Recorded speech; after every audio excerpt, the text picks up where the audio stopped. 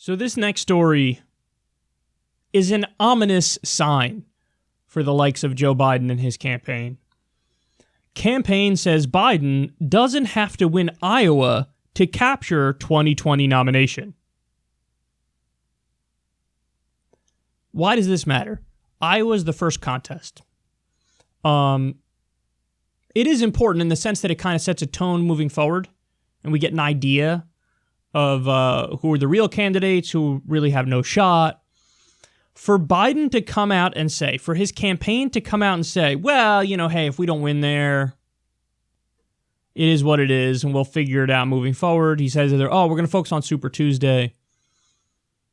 This is them, in no uncertain terms, lowering expectations. In other words, they expect he's going to lose Iowa, he's going to lose New Hampshire. They probably expect it's not even going to be close. And so this is them saying in advance, just so you know, when he loses Iowa and New Hampshire, this isn't going to be, that doesn't mean his campaign is done. It means everything, it's all good. Everything's fine. No problem here, bro.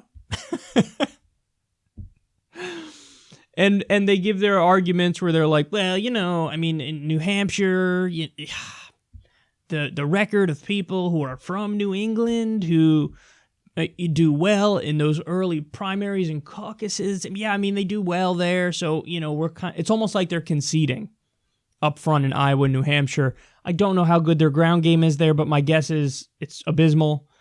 But lowering expectations this far out,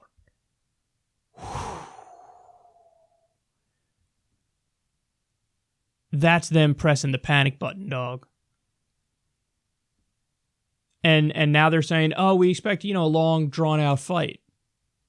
Interesting, really. You expect a long, drawn-out fight when Biden initially announced he was up by like 25 points in some polls. But now you expect a long, drawn-out fight. So you're acknowledging that massive lead that you originally had is basically not there? So you're admitting that. Interesting. He is in trouble. He's in trouble. And guys, just so you know, this is a little bit different from Hillary Clinton because it seems like the people on Biden's team actually know his flaws massively, whereas the Hillary Clinton people were totally blind to it in like a really over-the-top, arrogant way.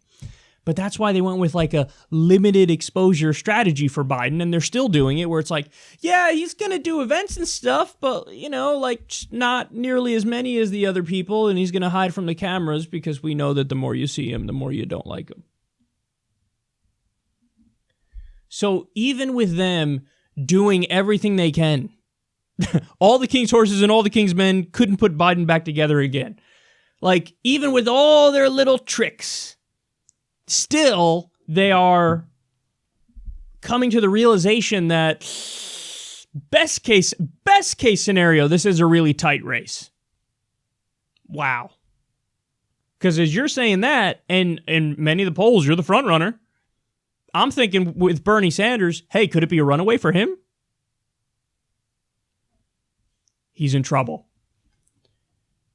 He's one of those people, how many times have I said this on this show? He's one of those people where the idea of him is better than the reality of him. Hillary Clinton, when she was Secretary of State and then when she stepped down, people actually had a high approval rating for her.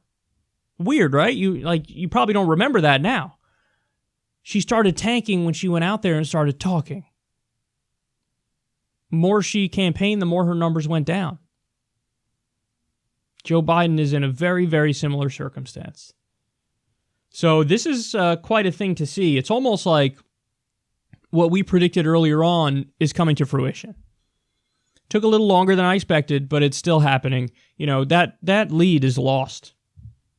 A more accurate reflection of where he's at right now, in my opinion, is what the newer polls are showing. And there's now a trend.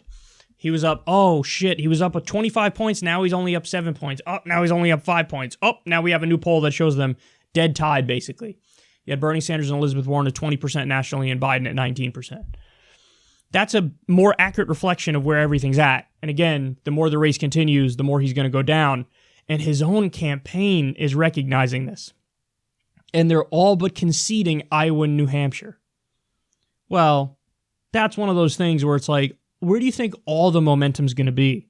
If you're banking on Super Tuesday saving you, well, I mean, the media coverage after, let's say Biden comes in like 4th in Iowa and New Hampshire, the media coverage is going to be brutal from then until Super Tuesday.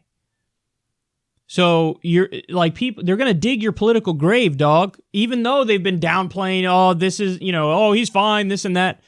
I'm telling you, man, they will turn on him after he loses Iowa and New Hampshire if he loses them substantially. They will turn on him, and the narrative becomes Biden's done. And then you expect Super Tuesday to bump you back up? Please, son. They know they're in trouble, and that's reason to celebrate.